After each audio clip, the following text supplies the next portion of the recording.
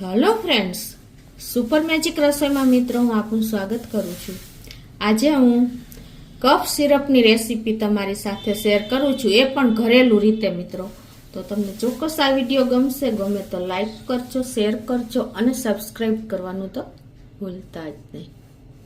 તો મિત્રો, શિયાળો આવે છે અને આપણે ઘરે ઘરે શરદી અને ઉધરસ જોવા મળે છે. તો એના માટેનું બેસ્ટ ઘરેલું રીતે આપણે આ સિરપ બનાવી છે શરદી ઉધરસ માટેનું. તમે એક વખત બનાવશો ને તો દર વર્ષે બનાવતા થઈ જશો, એટલું આ આપણને અસરકારક નીવડે છે. નાના મોટા બાળકો સૌ હોશે પી જશે.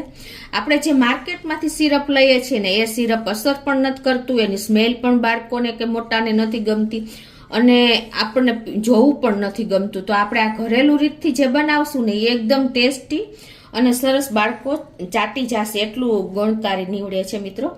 તો એના માટેના ઇન્ગ્રેડિયન્ટમાં જો મેં આ 200 ગ્રામ આદુ લીધું છે, 50 ગ્રામ આ પીળી હળદર લીધી છે અને 2 આંબળા લેશું અને 250 ગ્રામ આપણે દેશી ગોળ લીધો છે અને 1 ટેબલ સ્પૂન જેવું આપણે દેશી ગાયનું ઘી લીધું છે. 1 ટીસ્પૂન જેવા આપણે આખા મરી લીધા છે અને 2 થી 3 આપણે આ રીતે કળી તુલસીના માંજરની લીધી છે. તો આપણે બનાવવાનું ચાલુ કરીએ. તો પહેલા તો આપણે જે આ 200 ગ્રામ આદુ લીધું છે ને એ અને આપણે 50 ગ્રામ આ પીળી હળદર અને આંબળા 2 એને શેકી લેશું. એકદમ મીડિયમ ફ્લેમ રાખીને આપણે એને આવી રીતે, કોઈ પણ તમારી પાસે જારીવાળું વાસણ હોય ને તો એની માથે આ રીતે આપણે સેટ કરી દેશું આદુને. અને હળદર પણ એની સાઈડમાં આપણે આ રીતે મૂકતા જશું અને આંબળા પણ આ રીતે આપણે મૂકી દેશું અને બધું ઉલટ પુલટ કરીને સરસ આપણી છાલ ઉતરી જાય ને એટલું આપણે શેકવાનું છે, વધારે નથી શેકવાનું, કેમ કે આગળ પણ આપણે એની પ્રોસીજર કરવાની છે. તો આ રીતે આપણે મીડિયમ ફ્લેમ ઉપર શેકી લેશું. તો આ રીતે જો આપણે આદુ, હળદર અને આંબળા બધું શેકાઈ ગયું છે. હવે આપણે ગેસ બંધ કરી દેશું અને આ એક પ્લેટમાં ઠંડુ સેજ થવા દેશું.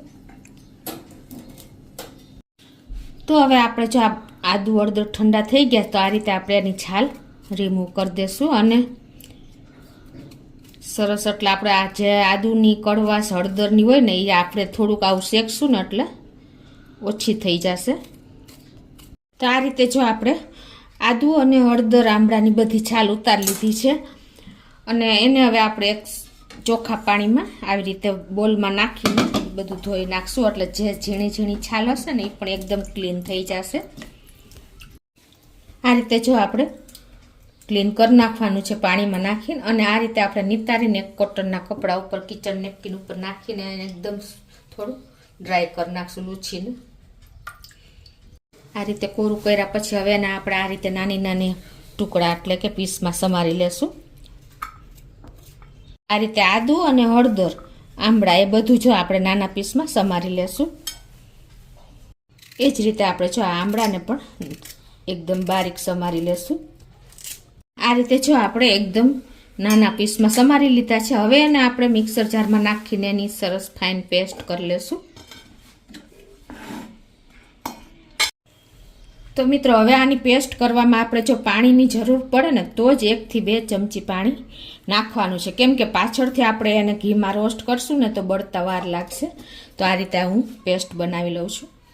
તો આ રીતે જો આપણે એકદમ ફાઇન પેસ્ટ કરી લીધી છે અને મારે આમાં 2 ચમચી જેવું પાણી મેં નાખ્યું છે, એટલે એકદમ સરસ તમારી પેસ્ટ તૈયાર થઈ જશે.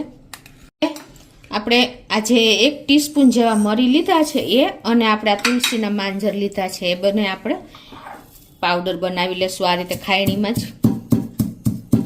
તો આ રીતે જો આપણે એકદમ સરસ પાવડર બનાવી લીધો છે માંજર અને મરીનો.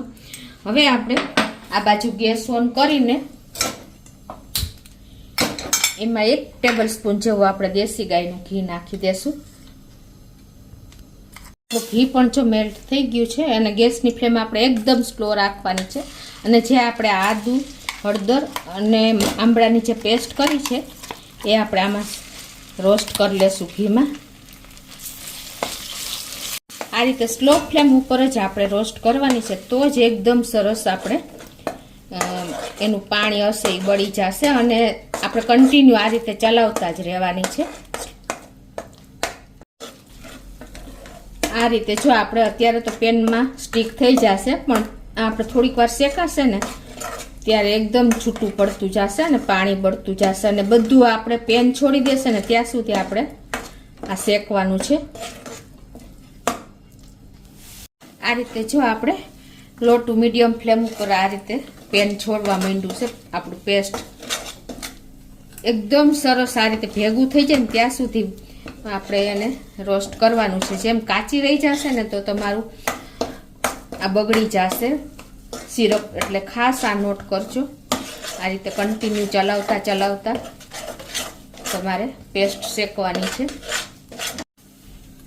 તો આ રીતે જો આપણે પેસ્ટ પેન પણ છોડી દીધું છે અને જો એકદમ સરસ આપણી પેસ્ટ ભેગી થઈ ગઈ છે. તો હવે આ સ્ટેજે આપણે ગેસની ફ્લેમ એકદમ સ્લો કરી નાખશું અને જે આપણે 250 ગ્રામ દેશી ગોળ લીધો છે ને એ આપણે આમાં નાખી દેશું.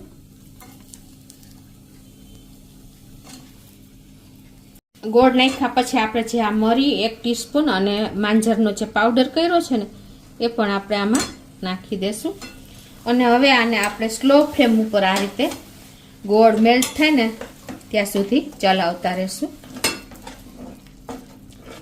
આ રીતે જો આપણે ગોળ નાખ્યા પછી 5 મિનિટ થઈ છે અને હજી આપણે આ રીતે કન્ટિન્યુ સ્લો ફ્લેમ ઉપર જ ચલાવતા રહેવાનું છે. એકદમ સરસ ઉપર ફીણ આવી જાય ને ત્યાં સુધી આપણે આને પકવવાનું છે.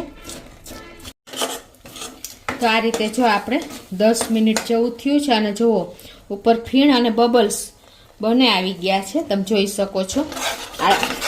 એટલે હવે એકદમ આપણો સિરપ તૈયાર થઈ ગયો છે અને આખા કિચનમાં એની સ્મેલ પ્રસરી ગઈ છે. એટલી સરસ સ્મેલ આવે છે ને કે ખાવાની ઈચ્છા થઈ જાય મિત્રો. તો હવે આપણે ગેસ બંધ કરી દઈશું અને એને એક બોલમાં લઈ લેશું. આ રીતે મિત્રો એકદમ પરફેક્ટ આપણે ઉપર ફીણ આવી જાય, બબલ્સ આવી જાય ને ત્યાં સુધી પકવવાનું છે, નહીતર તમારું આ ઉધરસ માટે ખાંસી માટેનું જે સિરપ છે એ બગડી જવાના ચાન્સીસ છે. તો જો આપણું કફ સિરપ એકદમ રેડી છે મિત્રો. આને તમે 6 મહિના સુધી બહાર જ ફ્રીજ વગર બોટલમાં ભરીને સ્ટોર કરી શકો છો. અને આ રીતે તમે જો બાળકોને કે વડીલોને, બાળકોને 1 ટીસ્પૂન જેવું આપવાનું અને વડીલોને 1 ટેબલ સ્પૂન જેવું તમે ગમે ત્યારે એની ટાઈમ આપી શકો છો. તો એકદમ સરસ જોવો આપણું સિરપ તૈયાર છે અને તમે આ રીતે એને બોટલમાં પણ ભરી શકો છો.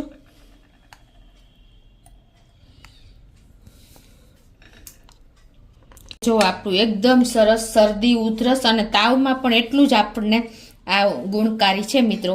તો તમે એક વખત જો આ શિયાળામાં આ રીતે ઘરે બનાવી લેશો ને તો આખું વર્ષ તમને શરદી, ઉધરસ, તાવ ક્યારેય નહીં આવે અને ગાયબ થઈ જશે મિત્રો. એટલું આપણને અસરકારક નીવડે છે અને નાના મોટા સૌ આ હોશે હોશે ખાશે મિત્રો.